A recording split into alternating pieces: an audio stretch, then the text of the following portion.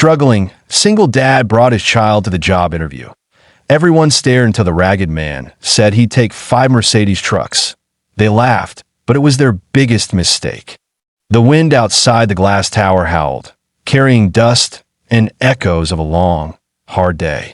Inside the gleaming corporate building, people moved with precision. Suits pressed, shoes polished, voices sharp.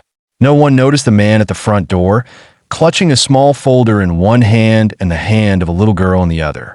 His clothes were worn, his face tired but determined. His name was Ethan Walker, a single father who hadn't had a break in years. His 5-year-old daughter, Lily, held tightly to his fingers, her other arm wrapped around a small stuffed bunny. The receptionist looked up from her computer, eyes flicking over Ethan's scuffed shoes and faded jacket. "Sir, this is a high-profile corporate interview," she said curtly. "You can't bring a child in here." "I understand," Ethan replied softly, "but I didn't have anyone to watch her today.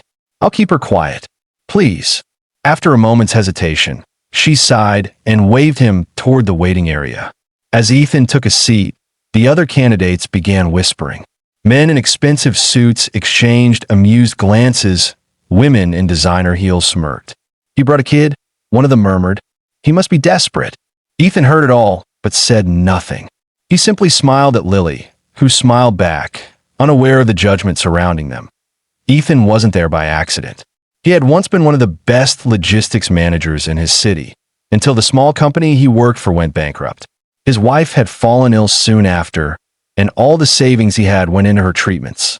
When she passed away, Ethan lost not just his job and home, but his sense of direction. For the last 2 years, he had been taking odd jobs: delivery driver, warehouse helper, even a night watchman. But this interview could change everything. IT was for a major automobile corporation known for its luxury vehicles. They were hiring a procurement manager, someone who could manage large fleet deals. It was the kind of job that could rebuild his life. When his turn came, Ethan stood up, gently lifted Lily into his arms, and walked into the grand conference room. Inside sat 5 executives, all dressed impeccably, and at the center was the CEO, a sharp-eyed woman in her early 40s named Victoria Hayes. Her reputation was fierce, intelligent, unshakable, and skeptical of excuses. The executives looked at the child in Ethan's arms with visible disapproval. One leaned over to whisper, "Is this a joke?" But Victoria raised a hand to silence them. "Let's hear him," she said. Ethan apologized softly, explaining that he had no one else to care for Lily that day. He then laid out his portfolio, simple, clean, and direct. He didn't use fancy words or corporate jargon. He spoke from experience about running efficient routes, negotiating fair prices with suppliers, and maintaining relationships built on trust, not profit. Still, as the interview went on, one of the executives asked mockingly, "If you were in charge here, what would you do to impress us?" Ethan paused for a moment, then smiled faintly. "I'd start by securing 5 Mercedes-Benz freight trucks," he said calmly. "They're efficient, durable, and exactly what your logistics department needs to expand operations to the north." The room fell silent, then burst into quiet laughter. One man leaned back in his chair. 5 Mercedes trucks? Do you know how much that would cost?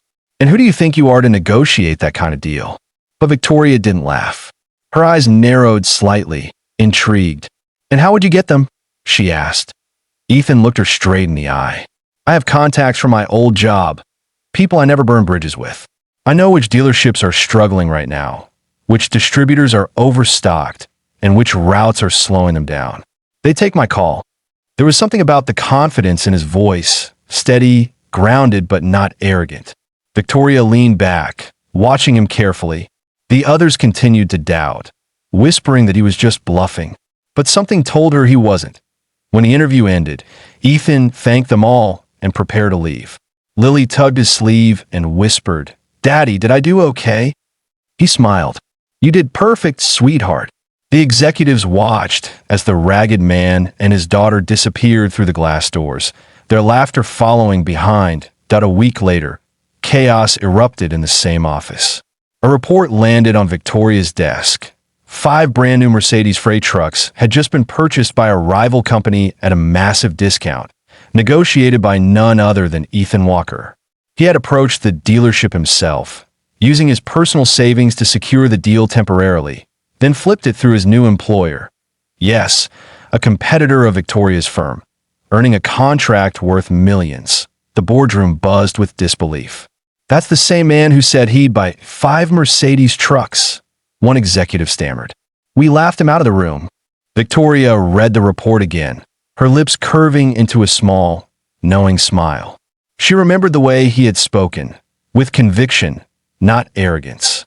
She had seen something in him that day, something her team had been too blind to see. Vision, courage, and humility.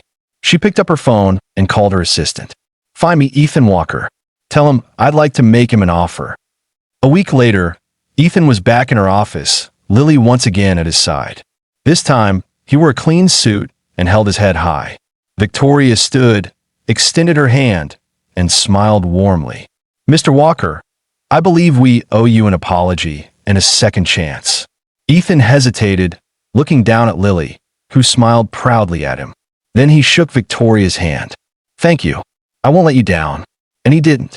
Within months, he transformed the company's logistics department, cutting waste, boosting efficiency, and building partnerships others said were impossible. He didn't just earn a salary. He earned respect. From that day on, whenever someone new joined the company and asked about the framed photograph hanging in the hallway, a man in a modest suit standing beside a little girl with a stuffed bunny, Victoria would smile and say, "That's Ethan Walker, the man everyone laughed at, the man who reminded us all what true vision looks like." Sparkle's inspiring message: never underestimate someone based on appearances. The person you laugh at today may be the one who changes the game tomorrow. True strength doesn't come from wealth or status. It comes from perseverance, courage, and belief in yourself when no one else does.